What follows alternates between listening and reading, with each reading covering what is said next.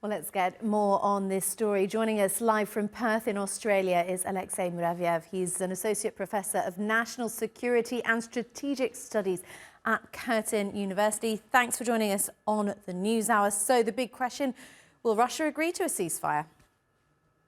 Well, it would very much depend on what the United States would offer the Russians. And that's the paradox of the situation, because clearly the Americans applied enormous pressure on the Ukrainians for them to agree to the conditions of the ceasefire, because the terms to which Ukrainians agreed to is nothing to what they were initially discussing and arguing for or against.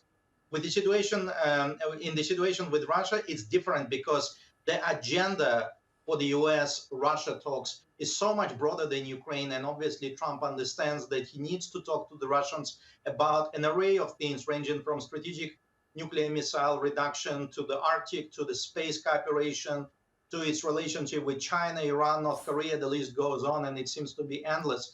And for that matter, the Americans cannot really pressure Russia too much, because they fear one important element is this growing synergy between Russia and China. And because the Russians been under sanctions and now they're winning on the battlefields of Ukraine, the list of options of bargaining chips against them is actually look really minimal. So in this sense, it's more about what the Americans can give the Russians as a form of incentive for the Russians to agree to the terms of the ceasefire, given the fact that they hold the upper hand on the battlefield, and there is not much else to bargain with.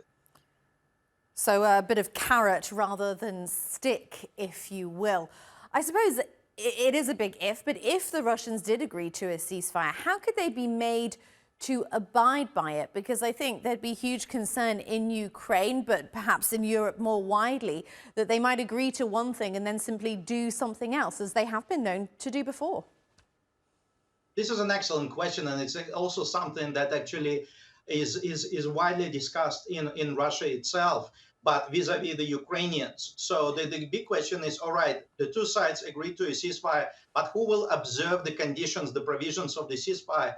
Who will ensure that no side violates any provisions of the ceasefire, or in case of an accusation of finger pointing, things can be verified and the perpetrator can be identified, and whatever action needs to be taken. So I think there is a lot of ambiguity. You know, it's easy to say, let's just stop fighting. But given the level of animosity and given the sheer length of the front line and all other factors, some of which I have already detailed, actually achieving the process, making it real and making it as something that can happen sooner than later is an enormous task. So at this point in time, it's more about discussing in principle whether Russia is in principle willing to negotiate the ceasefire, because they keep insisting on the permanent seizure of activities and the transition to peace rather than something temporary. I think that would be the key challenge for the US diplomats.